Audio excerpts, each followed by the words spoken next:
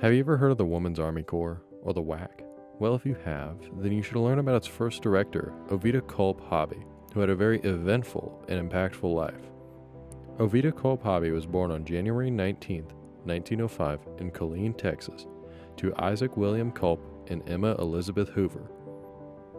Hobby's father was a lawyer and state legislator who inspired an interest in government and public service into Hobby.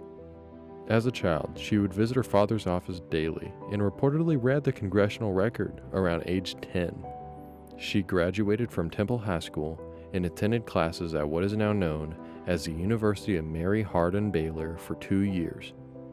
At age 20, around 1925, Hobby was formally asked to work as a legislative parliamentarian in the Texas House of Representatives.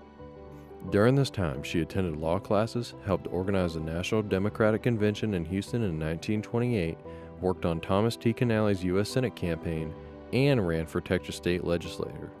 In the 1930s, after her time as a legislative parliamentarian, she worked as a journalist in the former governor of Texas, William P. Hobby's newspaper, The Post.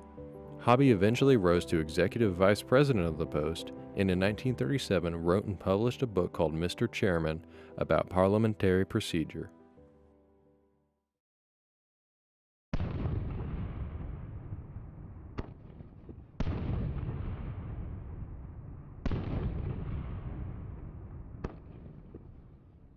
World War II is when Hobby's life began to change drastically.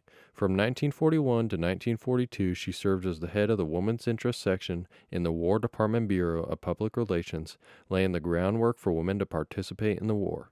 As the U.S. entered the war in December 1941, the discussion of women serving in the military became commonplace. This led to Congress passing a bill in May of 1942 that created the Women's Auxiliary Army Corps, otherwise known as the WAC. When the Women's Auxiliary Army Corps became integrated into the Army, changing its name to the Women's Army Corps, Hobby obtained the rank of colonel and remained as director of the Women's Army Corps for the remainder of the war.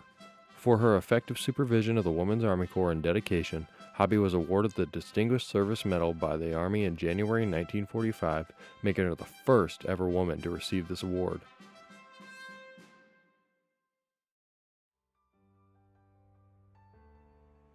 In July 1945, right before the end of the war, Hobby resigned from the Women's Army Corps. Hobby's interest in politics was reignited during Dwight D. Eisenhower's presidential campaign, as Hobby actively supported his bid for office. After Eisenhower became the president in 1953, he appointed Hobby chairman of the Federal Security Agency, otherwise known as the FSA, which oversaw public health, education, and Social Security funding. However, the FSA was dismantled shortly after, and Eisenhower created the Department of Health, Education, and Welfare, naming Hobby as the first secretary of the new department, which also made Hobby the second ever female cabinet member. During this time, she aided in planning for the first distribution of the new polio vaccine in 1955. Later that year, Hobby stepped down from the job and would migrate between publishing and public service positions for the rest of her time. Hobby passed away on August 16, 1995, after which she received honorary degrees from universities and at Central Texas College dedicated a library to her life.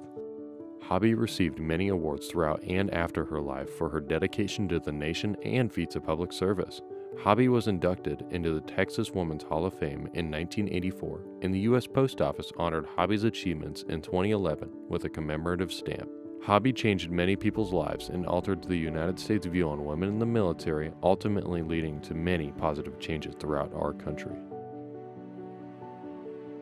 Want more Texas history? Like this video and subscribe. The Texas Center at Schreiner University.